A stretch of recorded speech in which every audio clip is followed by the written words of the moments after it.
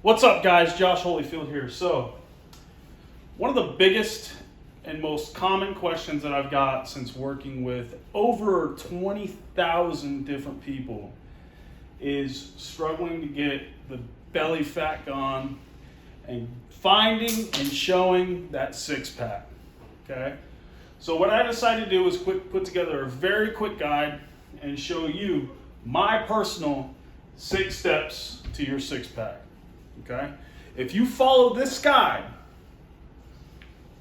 6 steps to a T, I can guarantee you without a shadow of a doubt that you will find and see your six-pack. Okay?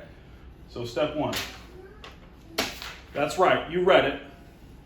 Post-workout carbs and protein. Okay? So I know. There's a lot of people out there who live that keto life. They're all about no carbs. But here's what I'm going to tell you is carbs are your energy source. Okay? And if you're consuming carbs at the right time and the right amounts, based upon your macros for your goals, you can actually hyper activate your metabolism and kick your body into fat burning overdrive by consuming carbs. And it starts with eating that amount right after your workout, okay? You can try something like oatmeal, rice, etc. Put those carbs into your post-workout routine and you will immediately start seeing increases in your energy and in your results, okay? Post-workout carbs. Step 2, eat your healthy fats, okay? So one of the things that happens when you're working out and as you're consuming food over the period of the day is your insulin levels are going to increase and decrease based upon what you put in your body. Okay? Your healthy fats are what's going to help your body to maintain and keep solid and consistent insulin levels in your body. Okay? So make sure that you're consuming those healthy fats and integrating them within your regular diet. Okay? This should be part of the macros that you calculate within the meal plan that you set up for yourself. But if they're not there, make sure they are there. Okay, your healthy fats. Step 3, intermittent fasting. For anybody who's worked as one of my one-on-one clients or they've gotten advice directly from me, they know that one of the very first things that I implement into their eating routine and their diet, nutrition, is intermittent fasting. Okay? The concept of intermittent fasting is very simple, but it's also very effective, okay? The idea is you have a certain window during the day that you eat, okay? And for the rest of the day, you're fasting, okay? You can start with an 8-hour window, you can cut that down to a 6-hour window, or you can get really aggressive and cut that down to a 4-hour window. So you're only consuming food other than water, black coffee, etc. during your eating window during the day. Outside of that, you're not consuming anything other than those things, okay? The idea of intermittent fasting goes back to maintaining and normalizing your insulin levels and keeping your metabolism active for 24 hours per day, okay? If you're new to intermittent fasting, okay, you can start with an 8-hour window to eat during the day, and as you get better with it and more disciplined, you can decrease that window. My advice is to stick with about a 6-hour window of food consumption, okay?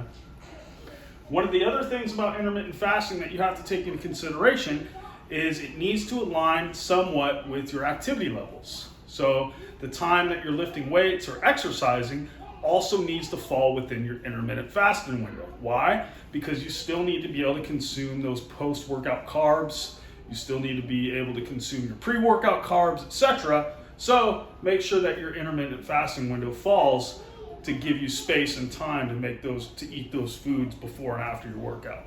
Okay? Step 4, HIIT cardio.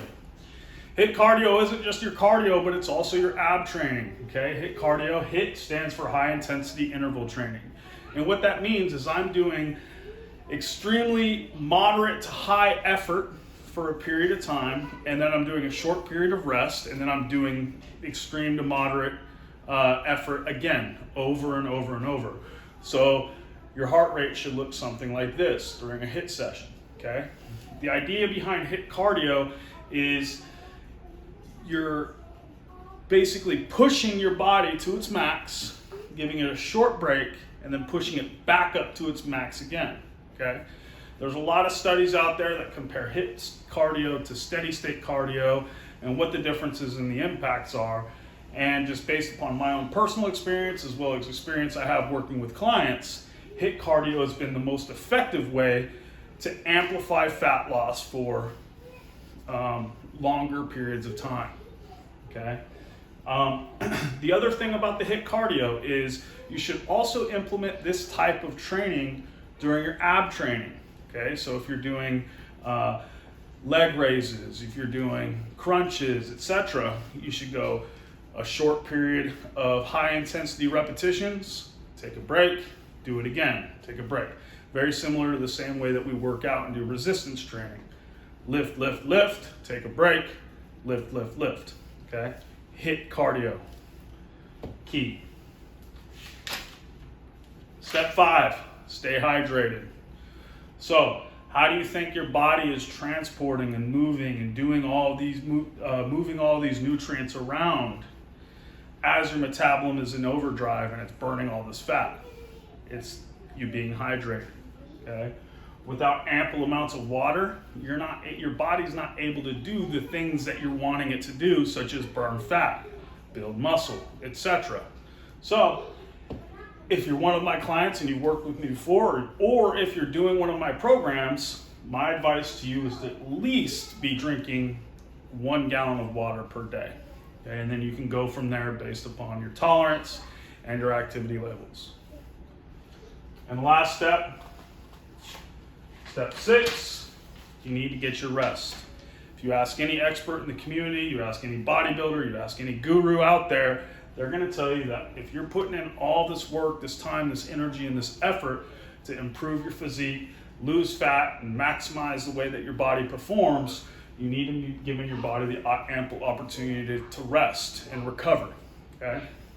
That also means that you shouldn't be overworking your abs, okay? If you're working your abs 2, 3, 4 times a week, just like any body part, if you're not giving that body part time to rest, then you're not going to get the maximum results that you could get if you gave that body part time to recover. Okay, so make sure you're taking your time to rest, at least 8 hours a night of sleep. And lastly, I've got a bonus step for you. Okay, and this is going to come to a little bit of a surprise for you guys. Stop overworking your abs. Okay, I've said this before in multiple videos. I've said this before in hundreds of different messages. You doing more ab training is not going to cause your abs to show sooner, okay? Just like I've taught before, you come with a total body fat percentage. Your body puts on fat and loses fat in the same order. So if I start with my stomach, that's where I hold fat first, and then I gain fat in other places. As I lose fat, my stomach is going to be the last place for that fat to come off, okay? Your abs are there, okay? Whether or not you're working them 1, 2, 3, 4, or 5 days a week, if you have fat over the top of your abs, they're not going to be visible.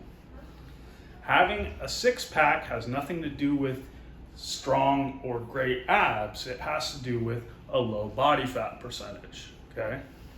So focus on losing body fat rather than strengthening your abs.